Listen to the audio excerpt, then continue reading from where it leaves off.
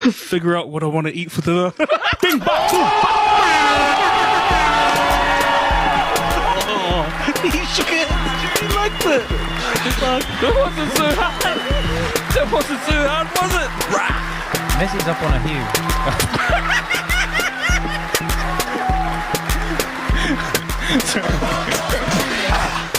How long did that take? It's over. Shut it down. It's under 1 hour before English got the better of us. Alright, ladies and gentlemen, welcome back. This is Sunday morning, Sunday afternoon, directly after the All Blacks debut this morning, and we decided. What did we decide? We decided that we wanted to do something different and try a sports wrap. Because experts. Absolutely. So let's start first and foremost with the All Blacks this morning with a what would you call it? A fantastic, emphatic win over the Los Pumas this morning. Yes. What was our final score? 41-12. 41-12. 41-12? 41-12. Oh, they got their last minute on there, yeah. And also there was a little bit of a... I thought they missed that last kick, the old Boffelli did. When he made the kick, the commentator said, oh, and he's missed. And then I moved away, and then when I came back, I saw the score was 12 and not 10. Yeah. So that was interesting, but what a game, that first half from the All Blacks. Second half, they kind of went to sleep, but we can break that down a little bit more as we go on. But first things first, how would you rate the All Blacks performance out of 10? Out the gate, first game of the season, leading up to the Big Bill Cup, I'd give that a 7. Ooh, okay, I was looking at an 8. Why not an 8? Even though I consider it's the first game out the blocks, the first time this group's been together with some notable new guys. Just some similar challenges from last year and the year before that I guess they haven't nailed yet. Like what? Off the bat, I was speaking to the bro at home who I watched the game with, and the rushing defense from the opposition. Probably by now, and I made a comment to my mate last night, and I was like, and I'm referring back to 2019, so there's years in between, but like, everyone's always coming at the All Blacks like that, and it's proven, at least half the time, that it works. If we don't have an answer, or can't adapt enough in the game, or quickly enough, I feel like something's not clicking just yet. Okay. That's what I reckon anyway. And they were talking about their suffocating defense from the Pumas before the game. So they knew about it. 100%. Yeah. Well, we didn't necessarily negate it because right out the block, we failed to clear the ball straight away. Was that 2 phases in instead of clearing straight away? And Bowden Barrett, through what could be considered a hospital, he should have just taken the ball to ground himself. Possibly. But he forced D-Mac into a poor position to make that kick. And then, if there was anyone to be in a poor position to kick and make it, I'd put my money on D-Mac every time. Yeah, me too. But this time he just couldn't get it out in time. And old Pablo Matera looked like he scored that try for a minute there. And I was like, what? That was a little bit... Nowhere near. Nowhere near. Yeah. Nowhere near. It was the right call in the end, but Yes. what does that identify for you? That was the game plan, was to rush Oh, yeah. and to suffocate, but we knew it. We knew they were going to be suffocated. Our exit strategies should have been implemented from kickoff.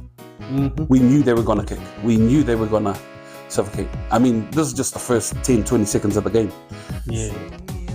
And then a couple minutes later, the D-Mac did fail another attempt at clearance. He got the ball away this time, but he didn't quite make touch. And I was a little bit apprehensive about how the rest of the game was going to go. At that stage. Yeah. And then a couple of minutes in, while they didn't negate the rush D or the suffocating D, the All Blacks did capitalize. Yep. They found a way, eventually. Scored 3 tries in 10 minutes. Yeah. That was fantastic early on, and then the game kind of slowed down. The second half, we could say the All Blacks went to sleep. All Blacks were leading 20-something 0 at halftime. Handy lead. Yeah. Handy lead, yeah. And then Argentina scores a try at the beginning of the first half. Another, here we go. Here we go. but it wasn't to be. Standout players for the game. It's surprising myself. I'd say for me, Bowden. Not that, yeah, I know. But I don't know why he's coming in my mind. Maybe because I feel like he's in a better state and form than he was for the Blues. And what he's offering the team right now is it's pretty good. He was running at first receiver a lot in the beginning of the game there. Obviously, he was playing fullback. But You forgot he was fullback. yeah, it's yeah. But I guess that's the advantage having D-Mac and Bodie. They chop and change. We've been doing that since 19 anyway, right? Yeah. They're both teams. They're both fullbacks. I got Jordie Barrett as my standout player, and I called that about 7 minutes during the actual game before they gave it to him. He was great on attack, great on D. Couple of turnovers. Well, one particular turnover I recall. He was very strong. Worked hard to get his centre pairing to click. And there was one particular 1-2 run with him and Rico that just didn't quite come off, but it was there. And not shaping up to be any kind of Smith and Nonu, but even Smith and Nonu didn't look like Smith and Nonu at the start. Yeah. Acknowledging it's still a first one out the gate, and it's not a first easy game. That's RG and RG. That in itself, regardless of. And RG still haven't won against the All Blacks in Argentina. Yeah. They're a good side. They're a really good side. Passionate side. Hey, did you see anyone crying during the anthem? No, I missed it actually. I got up just in time for kickoff. Oh, nice. Making my coffee. Yeah. But no, were they? I didn't see, but I couldn't. Yeah, I'm not sure if I wasn't paying attention or I was playing with my phone too much. Nevertheless, they always bring the passion. Frizzell. Frizzell was another standout for me. I don't particularly like his work rate and his style of play off the ball, but he was carrying strong. His lineouts were fantastic. Our lineouts were great today, weren't they? Yep, we pipped a few too. We pipped a few and we lost one of our own, I think. One overthrow. Yep, I remember that. But is an overthrow always the thrower's fault? Oh, no, it's a timing thing, eh? Who knows? Any hookers out there, let us know. If you overthrow, is it your fault or is it the jumper's fault? Could you just jump higher, right? Are you just asking the hookers? Because I did the answer. Just going back to Jordie though. Yeah, I want to agree with you. But I'm just going to mention there were a few errors, including that pass to Reeks. And I think on our session the other day, I mentioned that pass to Reeks was an error on Jordie's part. Yep. Ooh. This is in a bad position. Borderline. But they're gonna build. Yes. And like I said on that session, man, once they click, I mean they've done well against a good team with only 2 weeks under the belt. So obviously the big goal is the cup and all that, blah blah blah. But people will probably pretend not to think or talk about it. But hopefully by kickoff of that in France, the combo should be on lock. Chemistry should be on lock. 5 games though.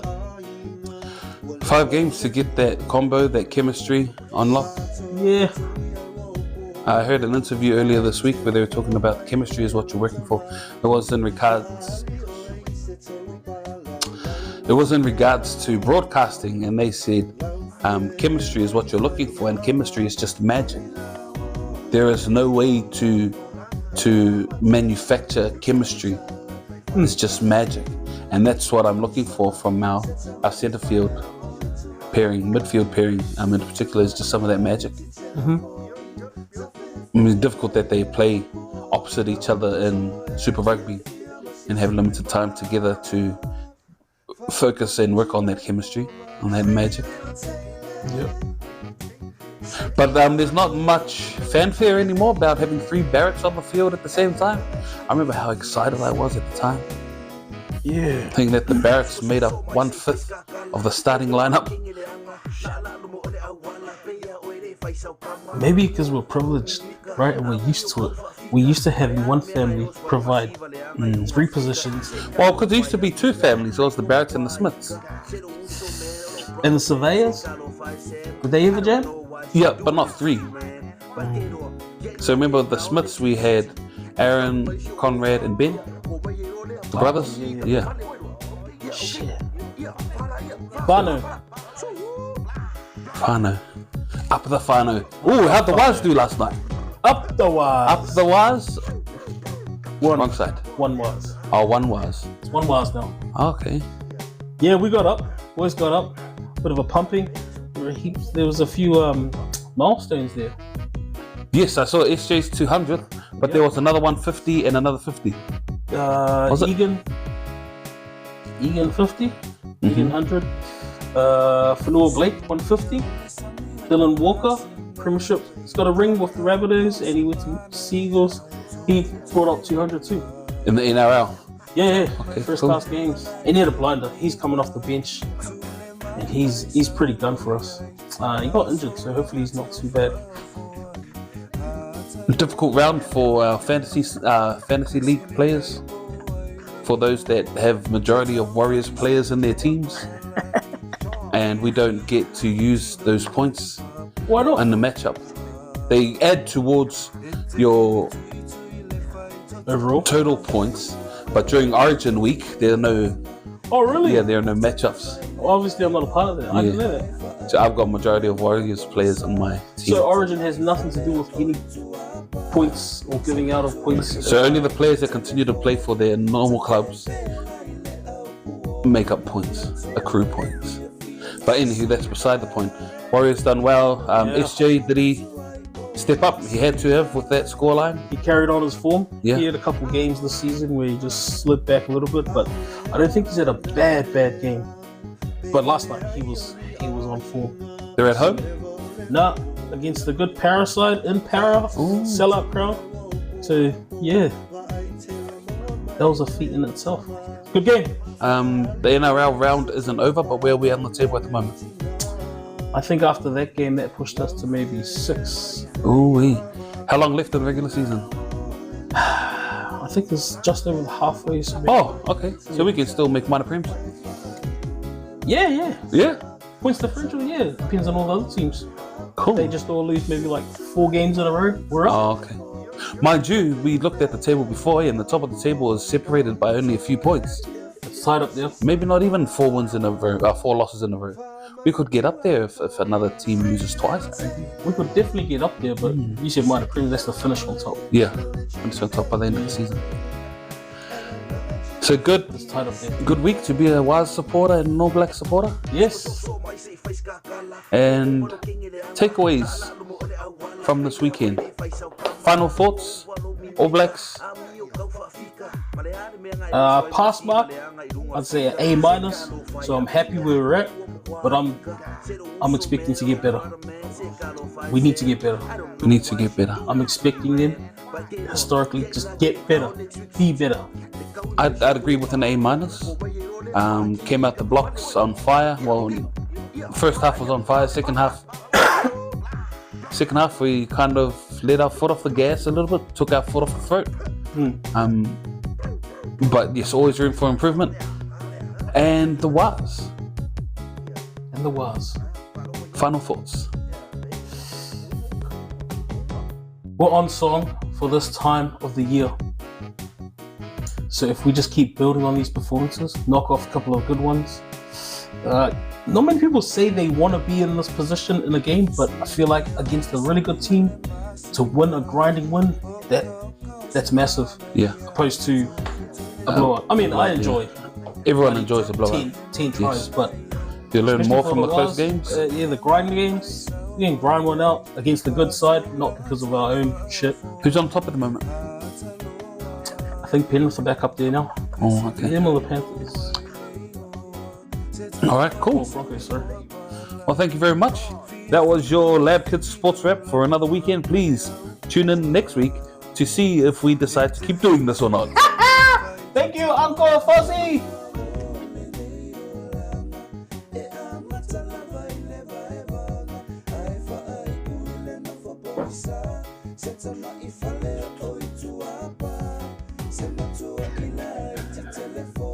And break.